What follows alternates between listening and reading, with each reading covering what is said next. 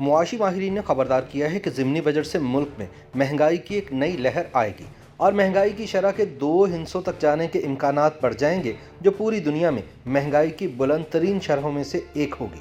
یوں پاکستان دنیا کا مہنگا ترین ملک بن سکتا ہے۔ یاد رہے کہ قومی اسمبلی نے 13 جنوری کو ایک نئے مالیاتی بل کی منظوری دی ہے تاکہ بین الاقوامی مالیاتی فنڈ کی جانب سے $6 ملین کے بیل آؤٹ پیکج کی بحالی کے لیے شرائط کو پورا کیا جا سکے۔ نئے بل میں پاکستان میں مختلف اشیاء پر اضافی ٹیکسز لگانے کی منظوری دی گئی ہے، ساتھ ہی کئی روزمرہ کی اشیاء پر ٹیکس چھوٹ ختم کرنے کا بھی فیصلہ کیا گیا ہے۔ اسی طرح بچوں کا فارمولہ دودھ اور روزمرہ کی اشیاء خورنوش پر ٹیکسز بڑھانے کی تجویز دی گئی ہے تاکہ حکومت کو سالانہ $1.9 بلین کی اضافی آمدن ہو سکے۔ یاد رہے کہ پاکستان نے IMF سے یہ بیل آؤٹ پیکج سن 2019 میں حاصل کیا تھا تاکہ اس وقت ملک کو درپیش مالی ادائیگیوں کے بحران کو ٹالا جا سکے۔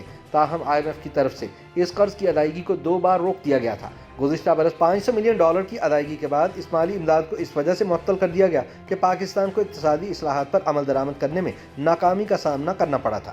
اس ماہ کے آخر میں IMF کے ایگزیکٹو بورڈ کی ایک میٹنگ متوقع ہے جس میں پاکستان کے لیے $1 بلین جاری کرنے کی منظوری متوقع ہے۔ اس پیش رفت کو پاکستان کی تیزی سے گرتی معیشت کے لیے مثبت اقدام قرار دیا جا رہا ہے۔ پاکستان کی اپوزیشن جماعتیں اور ماہرین اقتصادیات کا کہنا ہے کہ اس سے ملک میں مہنگائی کی ایک نئی لہر آئے گی اور شرح مہنگائی کے 2 ہندسوں تک جانے کے امکانات بڑھ جائیں گے، جو پوری دنیا میں مہنگائی کی بلند ترین شرحوں میں سے ایک ہوگی۔ ماہر اقتصادیات کیسر بنگالی کا کہنا ہے کہ یہ فیصلہ ابھی آیا ہے، لیکن روزمرہ کے استعمال کی اشیاء کافی پہلے سے مہنگی کر دی گئی تھی۔ انہوں نے کہا کہ ان نئے ٹیکسز سے نہ صرف عوام پر بوجھ بڑھے گا بلکہ کاروبار پر بھی فرق پڑے گا، کیونکہ منافع کا مارجن کم ہو جائے گا تو لوگ کاروبار بند کرنا شروع کر دیں گے، جس سے جاب مارکیٹ مزید کمزور ہو جائے گی۔ دوسری جانب حکام کا ماننا ہے کہ اس سے ملکی معیشت میں بہتری کے امکانات واضح ہو جائیں گے۔ سابق وزیر خزانہ پاکستان اور وزیر اعلیٰ پنجاب کے مشیر برائے اقتصادی امور، منصوبہ بندی اور ترقیات ڈاکٹر سلمان شاہ کا کہنا ہے کہ اس فیصلے سے ملکی معیشت کو دیر پا فائدہ پہنچے گا۔ ان کا کہنا ہے کہ یہ IMF کا مطالبہ تھا کہ ملکی ٹیکس سسٹم کو دستاویزی صورت میں لایا جائے۔ یہ بل بھی اسی پس منظر میں منظور کیا گیا ہے۔